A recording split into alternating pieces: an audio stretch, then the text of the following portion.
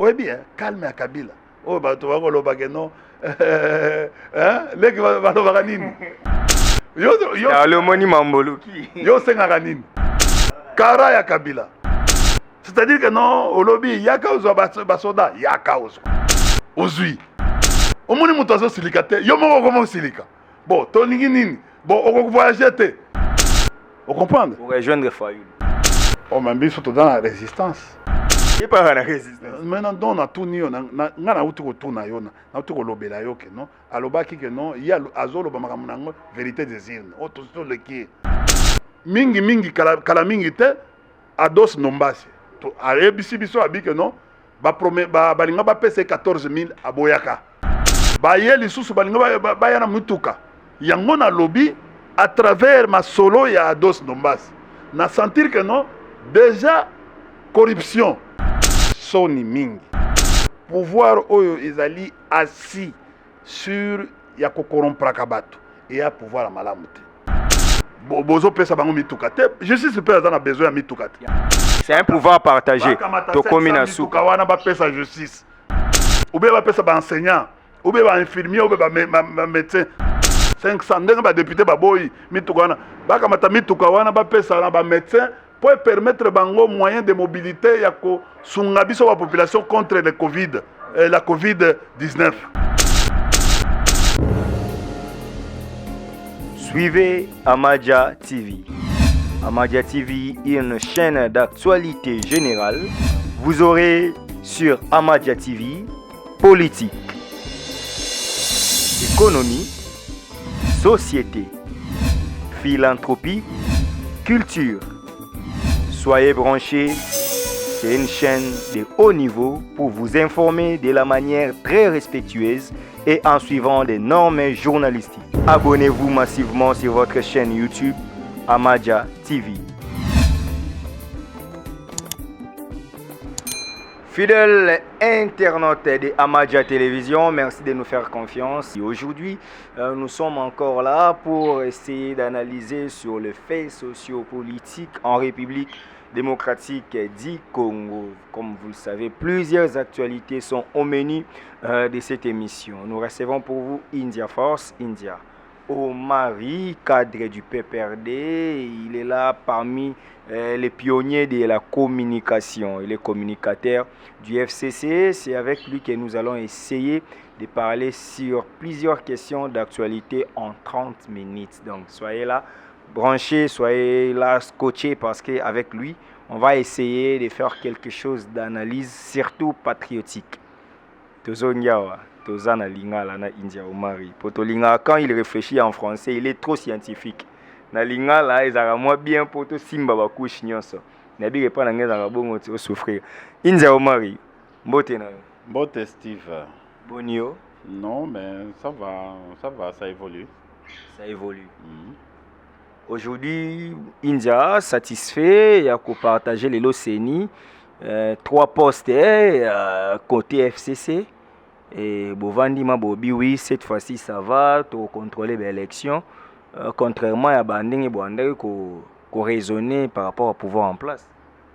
Non, je ne suis pas dans cette discussion. Moi, le problème, c'est quoi? Je suis dans la discussion, il y a transparence. Dans ma carte, il y a Makambo Italie, ma ponomi. Ce qui est transparence, c'est Zali, ce qui une bonne, l'organisation d'une bonne élection. Pour éviter pratiquement des dégâts collatéraux, c'est-à-dire les contestations qui peuvent nous amener à un conflit. C'est de là où on a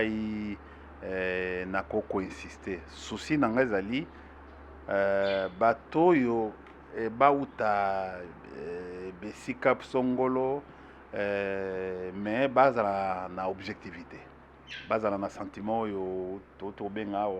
sentiment patriotique pour na ma ponomi na kimia parce que au moment élection nyoso so kimia ezate za mabe l'élection est organisée bon élection to organisée kala bon résultat ezali lelo tozana fati béton baninga ya ngambo kuna oyo bazaka na se anzete bazo sepela toza nango souci na biso ezali sa nzete bwaka mibale mpo na batetela na siège mpe bwaka mpe na banzete botelema mpe na sa toza na babiro toza na babiro mpe kabuyaka na biro non mutu na yo CG azala na biro azalaka ye moko te Paul Chilumbu pa na azalaka te ite kazali na biro akenda apesa cours na Inikin quand même aza na faculté ya médecine aza professeur na pharmacie ah oui professeur Paul Chilumbu je salue mon ami Paul Chilumbu depuis tokenda na mariage ye na mwasi na ye bon de toutes les façons aza professeur d'université aza pe porte-parole il non Mobulu Kota et puis il a jugé bon de ne plus jeter l'opprobre sur sa personne parce qu'il trouve que non Mbok est na boussole et c'est comme ça que non il a abandonné. Il trouve que non il faut oiseau ça là batumsusu bayaki ils sont plus dans l'affairisme que dans le travail à se concentrer pour Mboka que au bosso. Mais bien yo zara IDPS on dirait aux arano mercenaires na PPRD pour sans IDPS réclamaro kaka ba master no baza kunebele et puis on a antécédent na IDPS pour nité ko zwa courage et réintégrer ka IDPS ko réintégrer to ko intégrer ngazo comprendre est-ce que politique ezali kokabola bato mais bino sera ba socio-démocrate PPRD na IDPS non naza na leki nanga aza na ensemble comme on est Escadela Salomo Idi leki nanga famille mutu na mutu aza na ndeko nanga mususu Moïse Monidela aza nakotelo aza na grand frère mususu aza na IDPS naza mususu ana PPRD bon mususu aza na bandeko mususu baza na INC. C'est ça la politique, c'est ça elengi ya politique olingi wana ba mamasa na ngai politique ko kabola biso to bandi kala toza ba masa to sekotoyaka to benganaka mais mutu na mutu azo salela azo chantre azo yemba chapelle na ye ngai idéologiquement je suis pas convaincu na kende na IDPS lelo forme ya IDPS lelo iza malamu te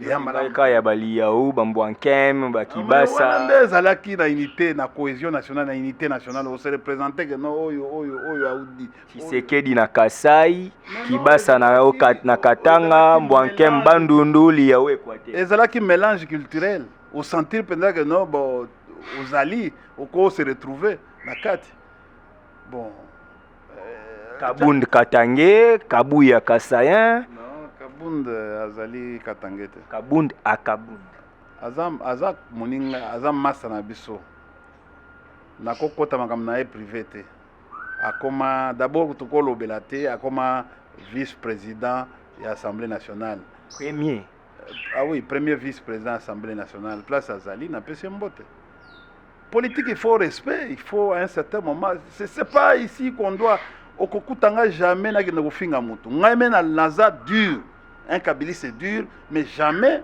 na kota na makambo ya kofinga na tout ça comme je suis en train de voir les autres qui sont je sais que tempérament er moko na conseil ka kabunda nini kabuya zana tempérament moko très bon très chaud mutu moko mona ba biloko soi-disant au moni ba terme ya IDPS ezaka soi-disant les soi-disant c'est-à-dire on veut minimiser quelqu'un aux hommes or bon mususu non Mukonzia ada Mukonzia ada secrétaire général ou quoi abi mon soi-disant ba chômeur wana a oublié que ye auto le gars na ba stade wana ya chômage pendant ce qui combien pendant ce qui 37 ans bon supposons parce que katikati ya bango nyoso oyo ya sika mutu asala 12 ans na IDPS azati Kabuya balobaka umela fort depuis parlement debout na rond-point ngaba déjà ba 90 quelques avant muza suspendre non Kabuya ayaki kosala classe awa ya kotanga parce que bike Kabundi na Katanga zaka président oyo kiunga ndo kanga mingi ya bato ya IDPS Bon, eza vie ya mutu, eza parcours ya mutu. Baumeli, yo tango loba ke 37 ans wana bango bako loba yango te. Mais basali ba 20 ans déjà. Magamba 37 ans bako lobela yango te. Mais ba 20 ans bako. On doit avancer, India. Peut-être Jacquemin, hein? Chaban. Chaban. Il est fort. C'est un grand. Kaboun de lobby master, Jacquemin lobby.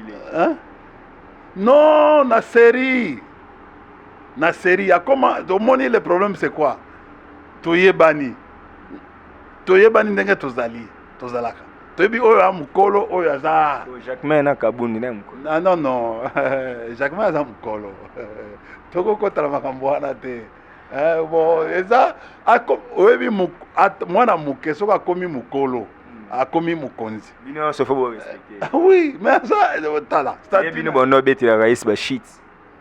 Quel shit? Dunia kilanga obeta shit na siège a PPRD mais mukolo a raïs na age. Tenga zo comprendre te. Moi muke so aza mukonzi. Bino nyonso mikolo wana ye. Raïs azalaki wana ye abeteli shit. Sazo yemba animation. Mais ça c'est quoi? Kuna bayemba te.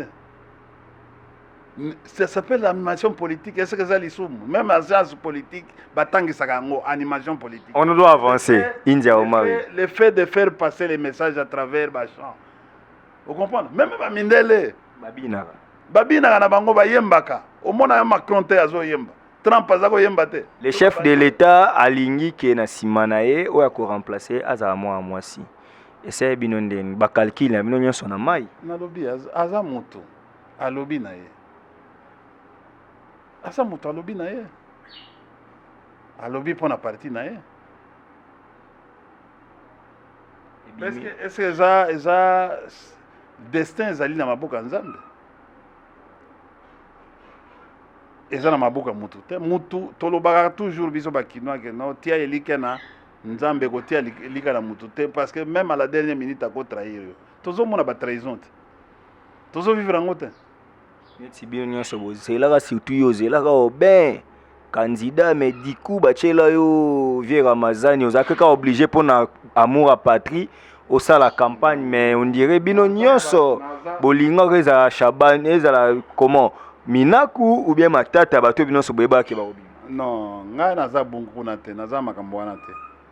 Vous comprenez? Naza doyen ya d'abord à PPRD, d'abord au régime naza un acteur na yebi ko accompagner le régime. Papa soko aponi mwasi. Mais on a maman na bisoti. Aponaki Ramazani to accompagner Ramazani. Mais ma beza wapi nga naza mutu oyo bakabolaka batu te na je ne suis pas conflictuel. Vous comprenez? Même na parti na biso ndenge mutu nyonso ayebi ke no indi alinga vérité. Nga soki ezali na ndobelaka mutu na Mukongo te na lobelaka mutu boyi. Tant que na moni ke no zala ba erreur na ngai boy. Okomona jamais mokonzi ya mboka aponi mutu. Vous comprenez? Tango mokonzi ya mboka aponaki camarade Oben Minako comme président de l'Assemblée nationale. Premier cabinet, il y a 3 personnes. Viennent à Bissau la Bila, paix à son âme, tu as Ngopos, Nangai. Tu bandi nanda kuna ye na Kitambo et kuna il Tex Afrique. Ti to yeko koma na bureau na biso na Venise. Bon, tango mokonzi aponi premier ministre Matata a nommé. J'ai accompagné le premier ministre Matata. Vous comprenez? Nazalaka nangaka boy. Tango baponaki Kamere Vital. J'ai accompagné Vital. Tango baponaki ba vie Katumba. Je les ai accompagnés.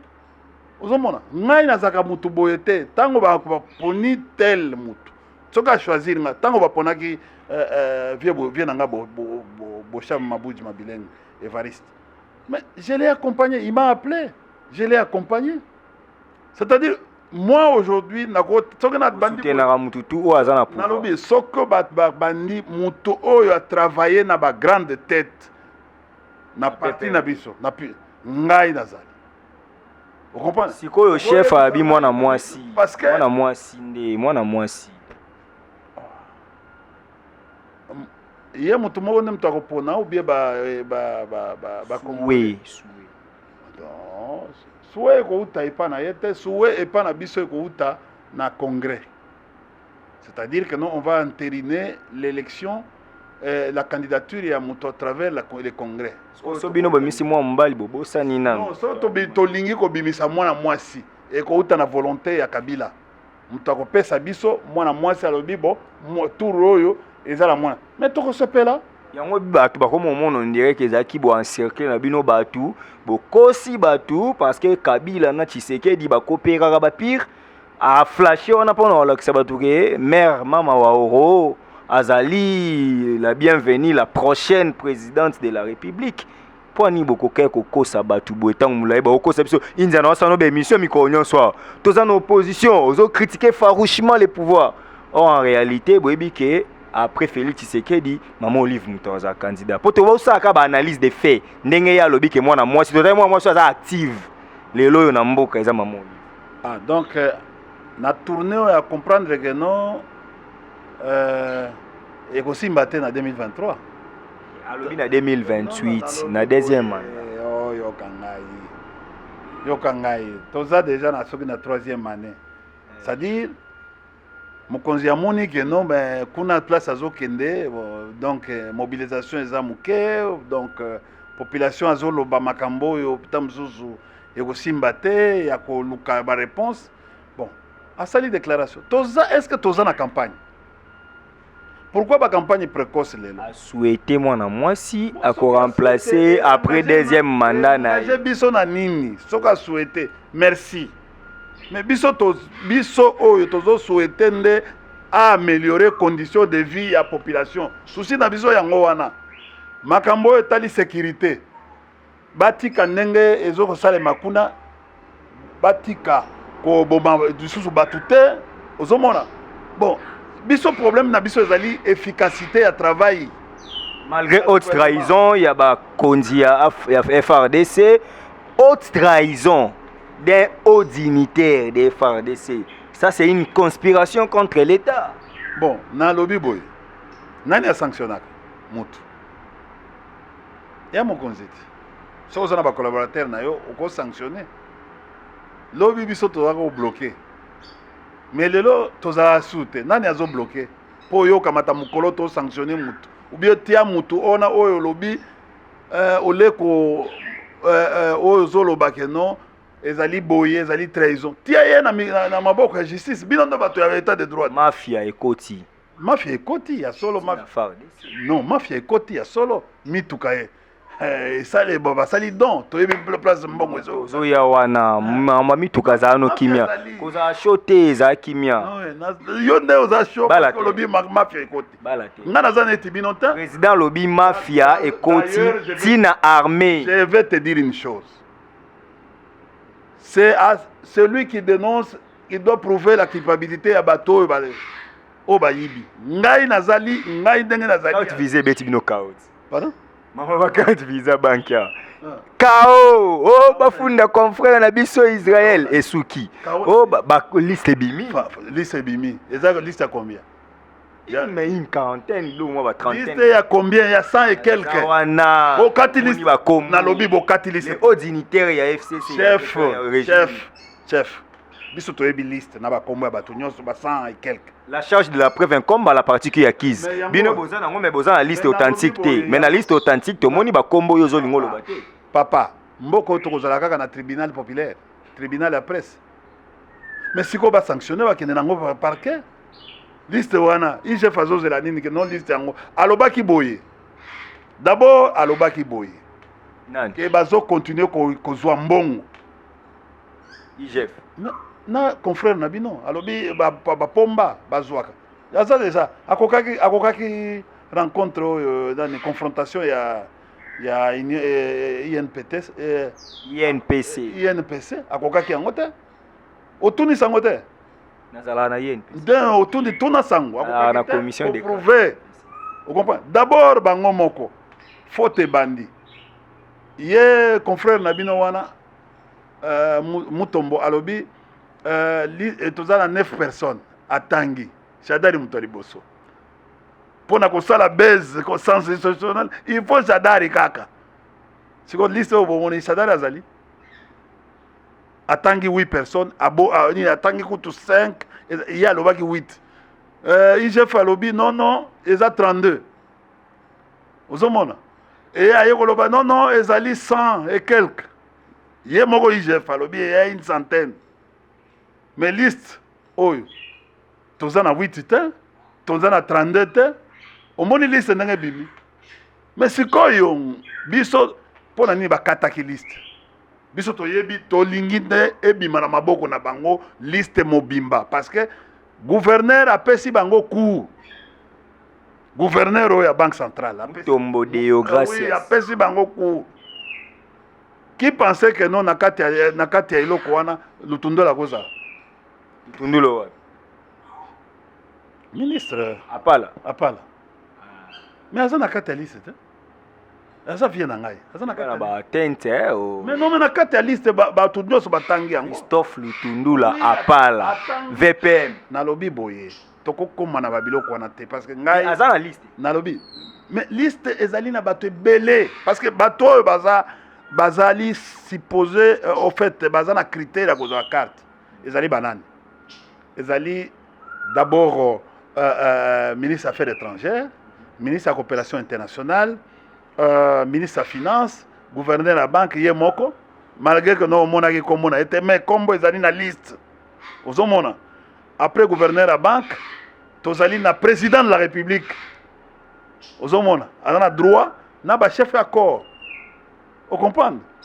Baoya PPRD wana basi musale si la meti lelo bazwaka na kende kaka na référence ndeko na nga Israël wana to benga ngo conditionnel na certifié yango te mais nous avons vu basele ya la guli ba obemi na ku bato yo ndeko na biso atanga non bozo ko tanga te yango mboko uzana eza vraiment il faut pas être des analphabètes botangi omoni ndeti ndeko na nga mo député provincial a tweeté et loko nayebi que no ba komela ki atanga kité. Vous comprenez? Non, gouverneur a fallu ventilation. Na date oyo ba bloquer carte, na date oyo expiré. Carte wana expiré. Son carte expiré qui na 2008 ou 2012.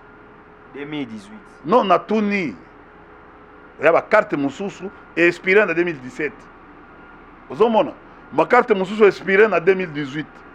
Ba carte mususu muto azwaki kaka 3 fois. Asali yango nyonso. Même pourquoi bozo tanga ba date te. Namoni carte ya muto oyo a 2000 oyo azalaki na pouvoir. O comprend, c'est la goule ya utiko bimaka sikoyo. Mikolo kaka. Auto bimaka mikolo. Ilunga. Mais bazalaki bazalaki premier ministre. Même pas 100 jours. Yanini. Kasi 3 mois na eko kitende depuis auto lo ministre. Problème est ça. Na ligne na accompagner loba. Yé pas encore. Tena hein? Oui, singa sela auto bimaka sikoyo. Yango na préciser. Sikoyo tango abimi. Sala ta 3 mois. Na lobi tango abimi ba bloquer carte na yete. Muto bloquer carte na. Eza Royal Bank. Muto approvisionner carte wana. Eza nani? O ko approvisionner carte wana soko za na mission officielle. Mais hier sikoyo akokende ko justifier na parquet. Mon information wana azwaki yango wapi? Toujours c'est là. Akende ko justifier yango na parquet ba information wana ya Shadari azwaki yango wapi parce que carte Shadari azana carte te. Batangi yoko to azaka mutu liboso ndenge batanga ki azakuna te. Azaka ministre intérieur. Mais azana critère te. Côté wana azaka critère ba personnel diplomatique, eza batu ya finance, ezali oyo batali coopération internationale, ba banque. Shadari n'était même pas, il était vice-premier ministre. Il n'était pas sur l'ordre. Il y a des critères wana botangi pour nani. Chibanda Raymond. Chibanda Raymond azalaki ministre des Affaires étrangères. Tambwe Mwamba azalaki ministre des Affaires étrangères et puis président du Sénat. Donc azalaki na critère. Azalaki diplomate. Azalaki na critère. Mafia. Bon, mafia yango tozo komona wana. Offre, appel d'offres zate, passage la loi de passation des marchés. Bo violer yango, soumissionnaire toyebite ndanga ba mituka wana faut toyeba euti wapi. Mituka wana euti wapi, mituka wana ezali crédit il y a Assemblée nationale, bapesi ba député pour bazala quand même na moi confort. Quand même bato bazolobela biso. Ba député wana ya FCC bakozwa. Il y a PPRD parce qu'ils sont députés nationaux. Ce que bolingi bo diaboliser ba député ataku balinga mokonza mboka ti. Na ma mituka o eza pour le bon fonctionnement ya institution parlement. Bolinga bo contredire que ça li mabe. Ndeko oyebi que non makamba mutuka yo salika bien. Parce que kwa biloko mususu toza ko yeba ngote eyebani lelo. Netini. Mais oyebi salaire ya député. Yo za journaliste. Ba yebi sibiso à partir de mituka ba yebi sibiso salaire eza 17 et combien à 17. $17,000. 6,000.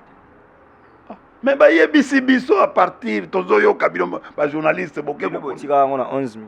Nalobi siko ezongi 6,000 ndengeni.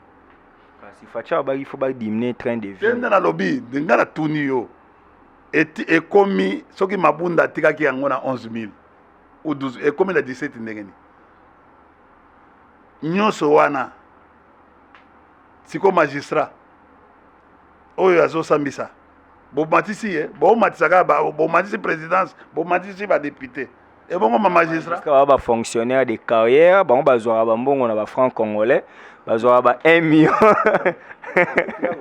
Oh maintenant la vérité yo ebité que bazwa ba mbongo na francs congolais ba 2 millions de francs congolais équivalence à bazwa ba $1,000 bo siko boko kamata pe mituka bopesi bango parce que toyoki ke no mituka wana ndenge ezali 9 mituka moko boye bakokabela na ba quelques 9 ya koro wana 9. Oh ni za clair oza opposant lobaka moni Tshisekedi apesa mno ku opposition yo bano ki maku toyoki nde biso toyoki Tshisekedi alaki clair yo pozo opposant mituka zali pour la propagande te sinde yango balobi te hein oh eza mais toyokaki yango na nini mais toyoki yango na son bokosela mboso makambo te mboso alobi bien bomitekela bozala boleka na ba TV préparé takondima oyo ya yo ou bien nakondima oyo nga na yoki na matoi na nga et puis mutu te a contredire masolo makambo ata mutu te ti lelo service ya communication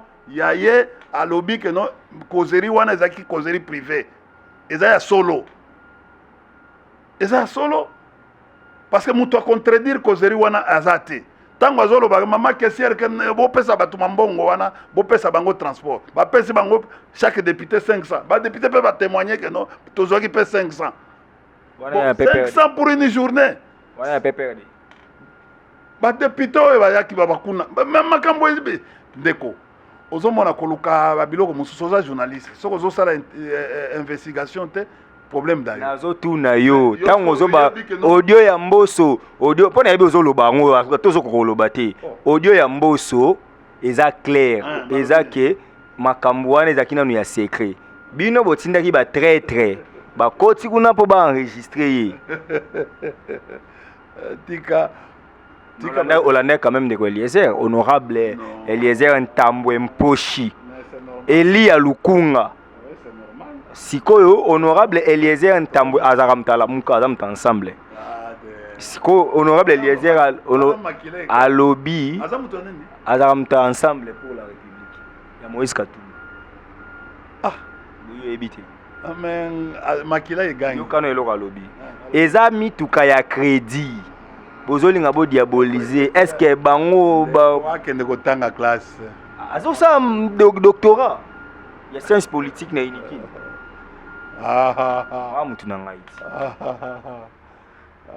aza doctorant en Sciences Po yo betaka tolo Sciences Po yesko aza doctorant nalobi boye ngam na evisio omoni je me rappelle encore na vie nanga qui s'appelle un professeur qui me disait un autodidacte est toujours complexé différemment de la personne qui a étudié régulièrement. Vous comprenez?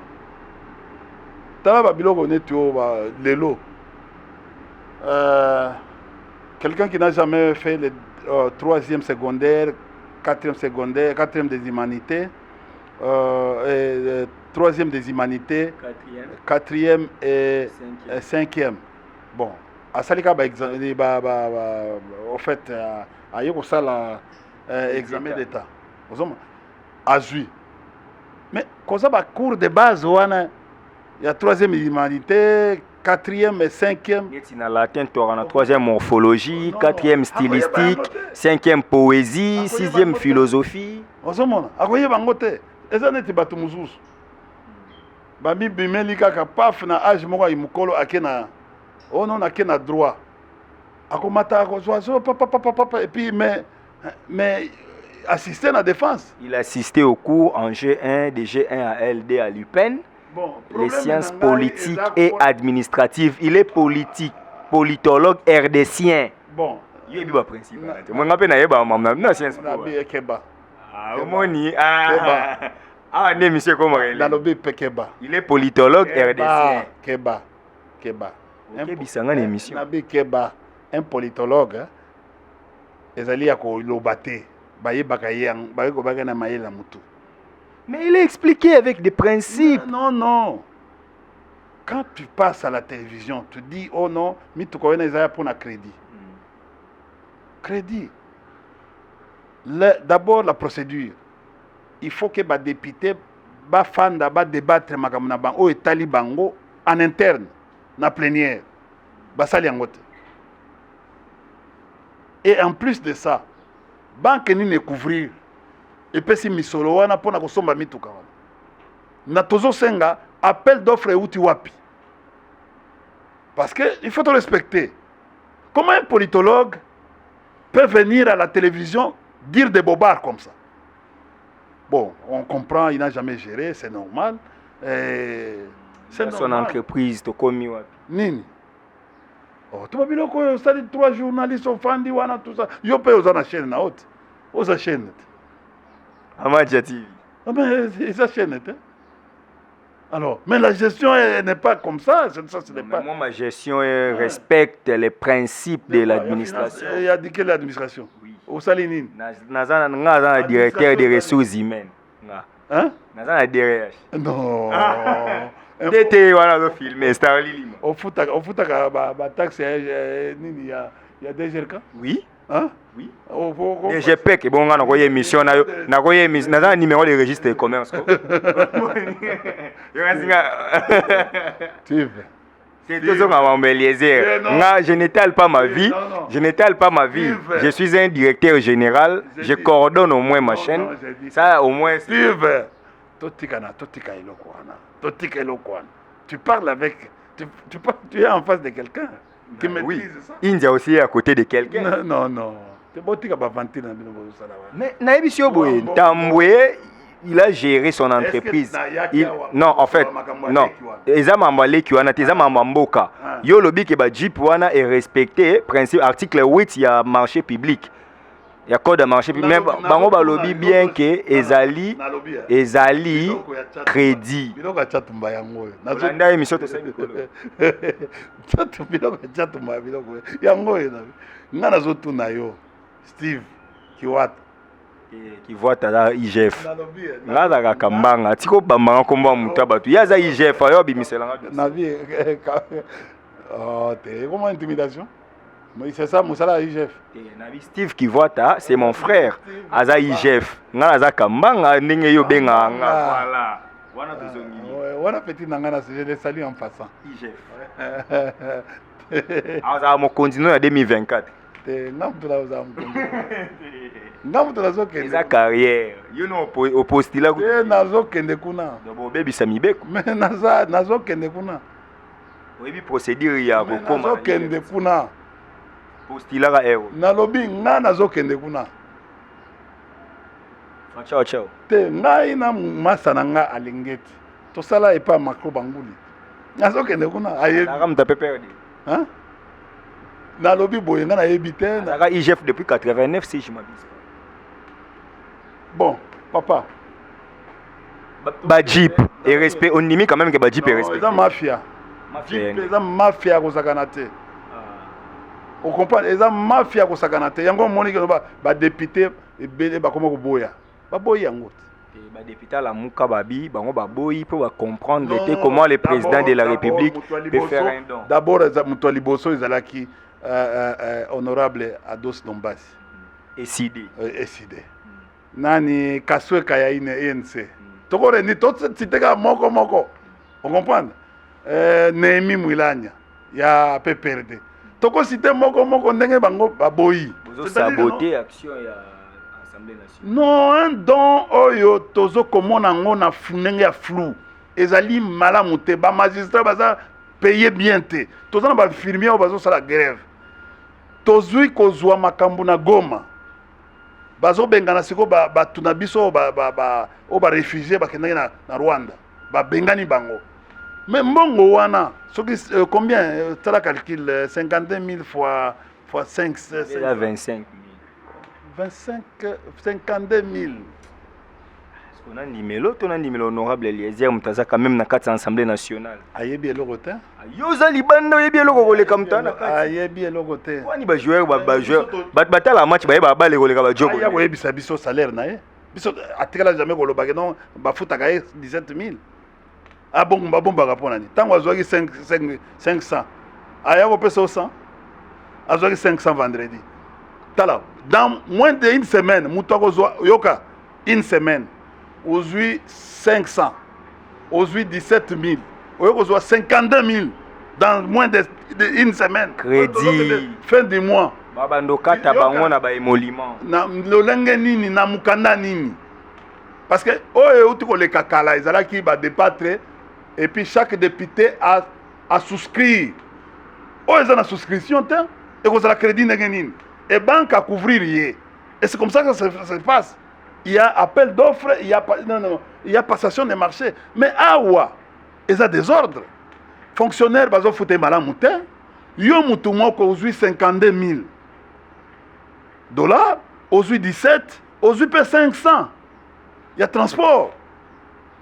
Dans moins d'une semaine, parce que toujours que les fins du mois, mais tout comme lobby que nous avons déjà na Goma, donc il y a lobby awa. 150 de commandes. Mais il y a ce que il y a lobby.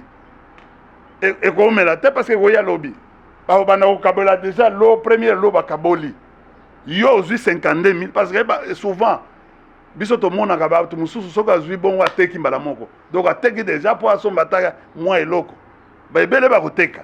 Tant que côté aujourd'hui 52 000, bon, 52, 17 et 500. À part invisible. Bon, nous sommes la net, moi, une sorte, il y a COP. Voilà, le terme, COP. Au moins, ils ont plus mieux que 2011, ouais, bino. On a souscrit, on a salaire, on a et puis, on ne peut pas faire un don à un élu.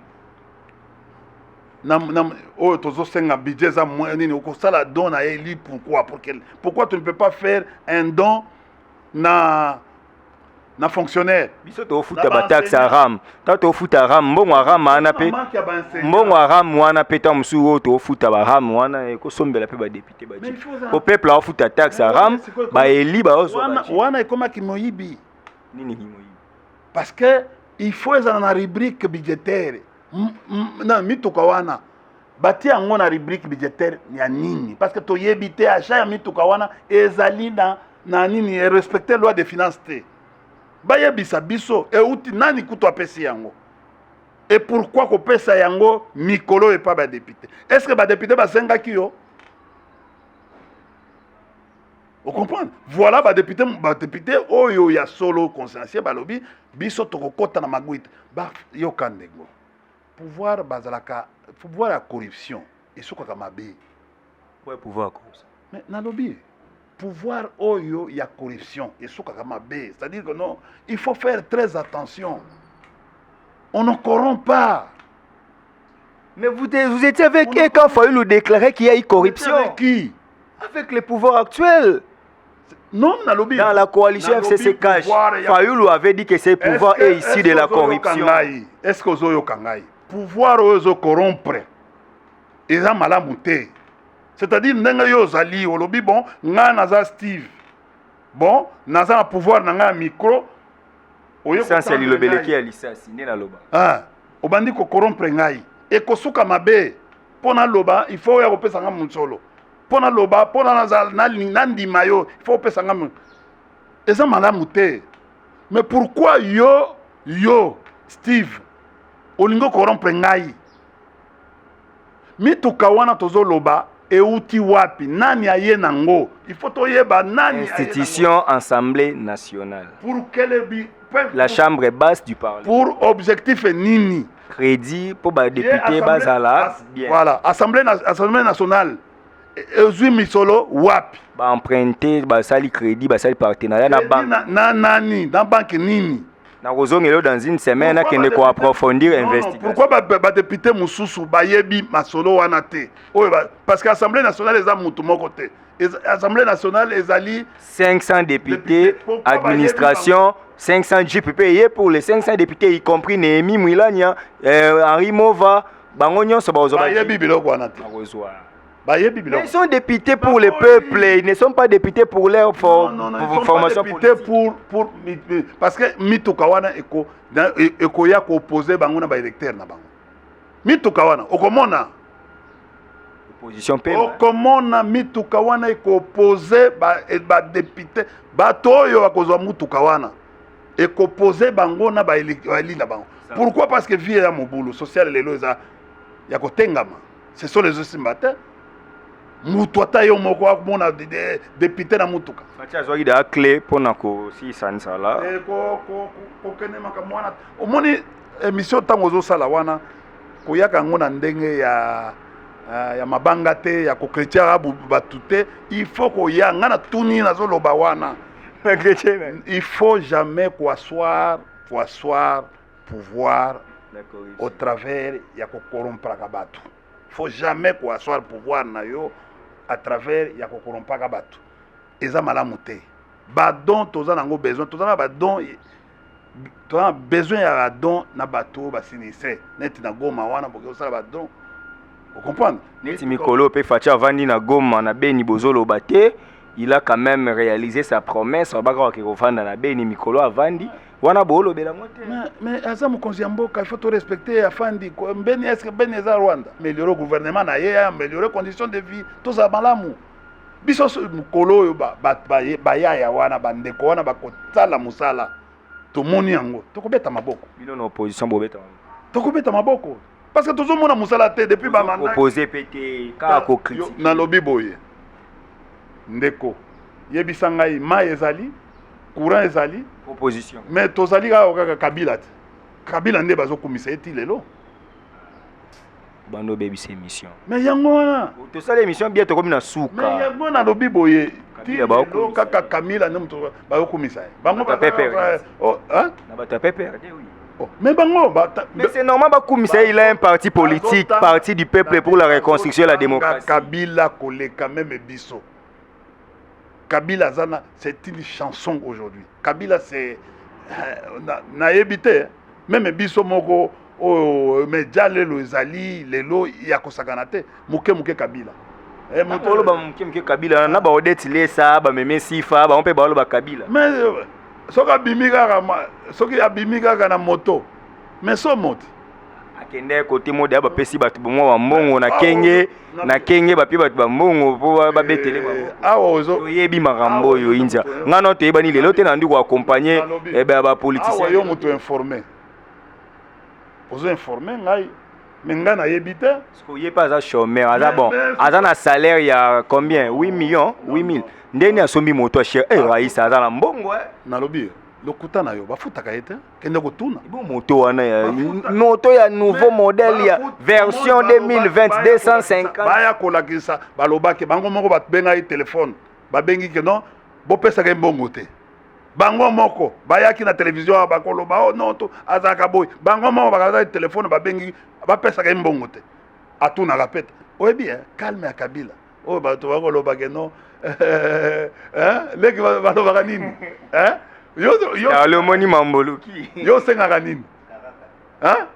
kara ya Kabila c'est-à-dire que non olobi yaka ozwa basoda yaka ozwa ndenge olingi ozwi omoni moto azosilika te yo moko koma osilika bon tolingi nini bon okovoyager te nakovoyager te na fani nga linga nakezwa Augustin lion wana oyo ayisalinga mingi wana Augustin yo nabi kwende mais yo moko yeba ko se sauver ozomona yo ba Augustin natuni kende yo moko kende oh non tolingo to changer ba politicien bo sala ndenge bolingi bo changer ba politicien moko akomo kende na ye akomo kima na ye ozomona c'est-à-dire c'est ça kara oyo pakisasa abi que non na mona mutu ya boete bo pesa ngai mukolo oyo boko pesa nga kara ya Kabila oh non nani ya kazwa oh na tout ça ya kaozwa nyonso soko lingi mais na ko vivre kaka on a sengelo mo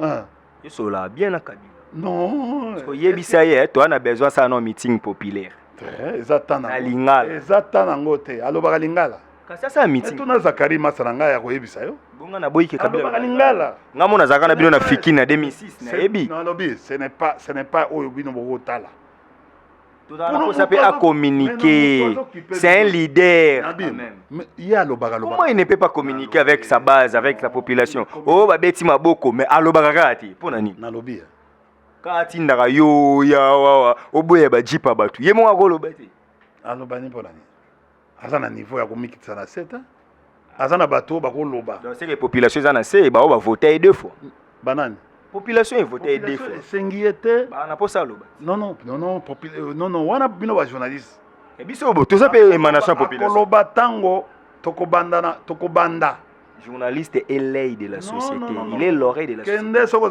ozana problème yako même kende soko ozana mituna kotuna kende kotuna Shadari kende kotuna Raimbo Chibanda soko ozana besoin ya koyoka biano oyo tali makambo Kabila conclure ka wana aussi simba hein non mais loko nazo yebisa je répète encore conclusion ali soni mingi pouvoir oyo ezali assis sur ya corrompre bato et ya pouvoir malamu te vous comprenez pour rejoindre Fayoulou non je ne suis pas avec Fayoulou ngai moi je suis pas avec lui ozo kotangela ngai kulutu na ngai ene place azali na pesi mbote na ko rejoindre yete je n'étais pas mais bien sur bonne opposition bon ouais le scope porter parole opposition oh mais biso to dans la résistance kaye pas la résistance maintenant don na tout nio na na utu ko tuna yo na utu ko lobela yo ke non alobaki ke non ya azolo ba makamuna vérité des urnes o to le qui président oyo azwaki ba élection maponami eza faci beton président biso tout ba congolais to stengaki alternance eza malamu ya zaka na makambo wana biso toza lelo koloba ke non modèle to moni ba jipe wana et ya modèle ya malamu te ozomona eza modèle c'est-à-dire que non tozomona mingi kala mingi te ados nombasi to arebisi biso abi ke non balinga bapesa 14000 aboyaka ozomona baye lisusu balinga bayana mutuka yango na lobby à travers ma solo ya ados nombasi na sentir que non déjà corruption wana et malamu te soko oza agir sur la corruption pouvoir oza assis sur la corruption tala exemple ya ados nombasi alobi alingaka zwa bayaki na 14000 dollars po bapesa ye aboyi baye lisusu balinga baya lisusu na jeep akozwa te parce que ezali malamu te eza na procédure malamu te à ce moment là yango na conclure que non pouvoir oza assis na lolenge ya corruption ezali malamu te ko corrompre mutu te il faut toyeba que la lutte contre impunité il faut ezala lutte collective ya biso nyonso po mabiloko ya marque ya lolengo wana esila na kati ya mboka osunganga India force aussi c'est mission mais nazaka na mutuna moko stalichela chrono pardon 40 secondes kaka Senko balobi ke bazo telemela acharnement une justice instrumentalisée na ligne vraiment te développer lenga ba théorie mais réaction kaka ya mukuse par rapport ya communication mais Matata a raison lelo opesi Matata a raison Fayo lobo yo Pierre raison mais Senko de te pesa Matata na lobby Matata a raison to silisi Matata lobaki ke non nazongi à condition na affronter justice à condition que nos justice on est la juste. Mais lelo tozo komona ndeko nazo koyoka batu moko bazoloba pardon une minute baoloba non comment ba Sénat et bombi ba criminel bazo se permettre même ya ko condamner batu avant dernier jugement ya justice et bongo tango Sénat américain et boyaki Trump va juger. Vous comprenez? Par rapport à l'événement à Capitole. C'est le Sénat américain. Parce que mon qui procureur wana azako 5 procureur azako 5 bakanga Trump. Mais Sénat est boyi. À ce moment-là, pourquoi bino boko lo batte que non Sénat wana ezali c'est ezako bomba ba criminel. Ba démocrate ba lo ba. Non. Mais exemple Moussous, il y a Israël. Premier ministre Netanyahu.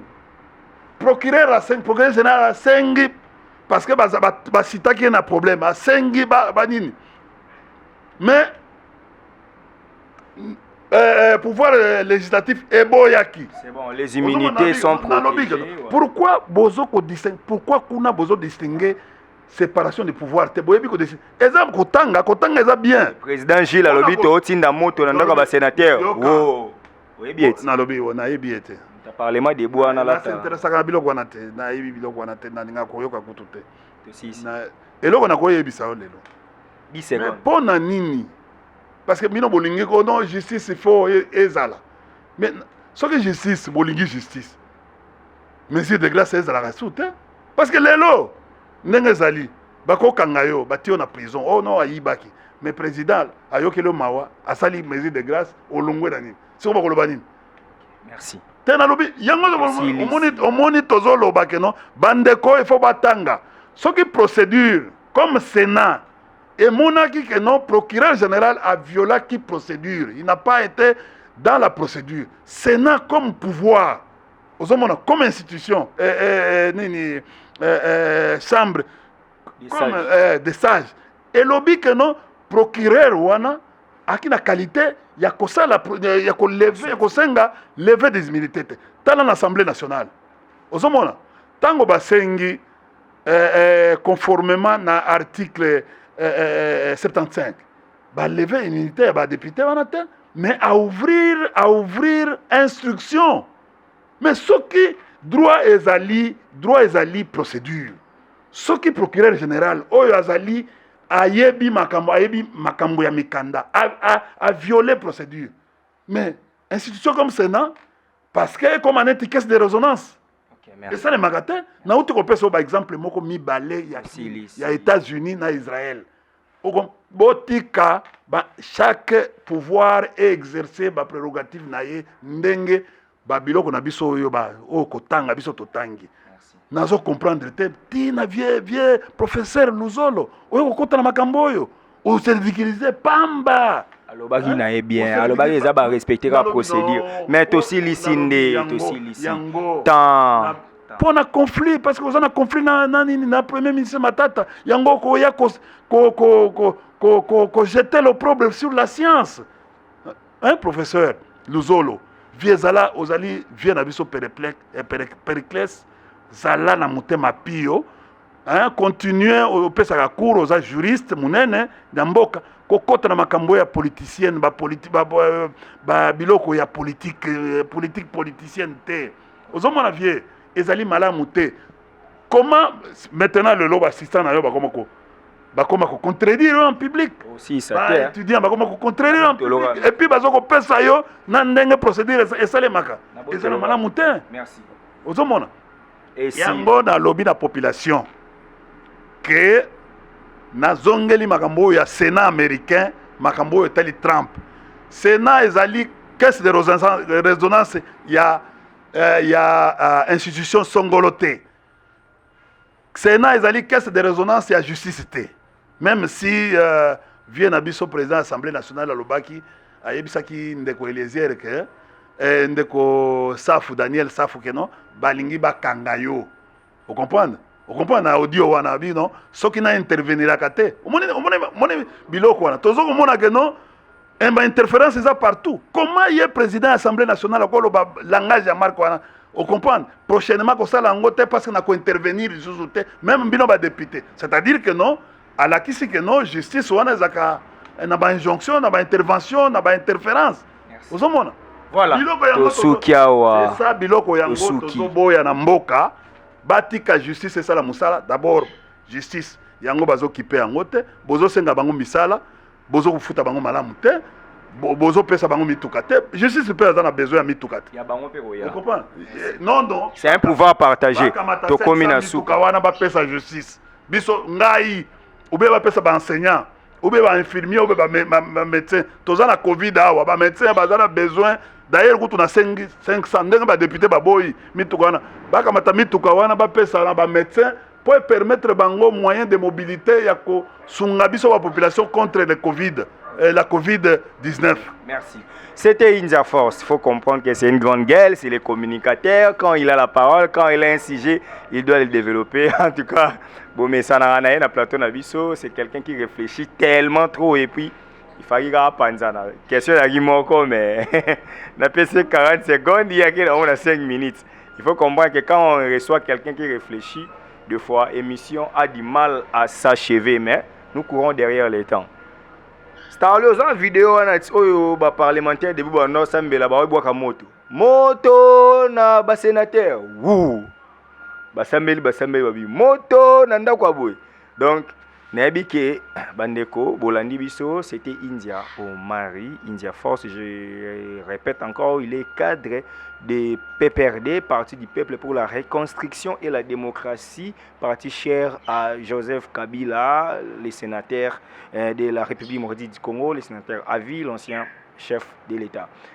India Omari, communicateur, l'un des doyens des communicateurs, il y a PPRD, AMP, FCC aujourd'hui. Merci à Odette Lessa, la Mégane depuis Suisse-Irlande. Merci à Mémé Sifa depuis Canada. Et à José Moulumba, le beau gars de Birmingham. Merci à Batutu. Pour soutenir Bisso, Père Louis-Marie de Jésus. Donc, bon retour à Kinshasa. Batutu, Obolandi, Bisso, Topesibino, Mbote, Bissika Bozwami, Francine Gembe, Sali, Junior Amadja. Puissance Yalilobeleki Alissassi. Nous allons nous retrouver très prochainement pour un nouveau numéro de cette émission. D'ici là, chers messieurs, portez-vous bien. Bye.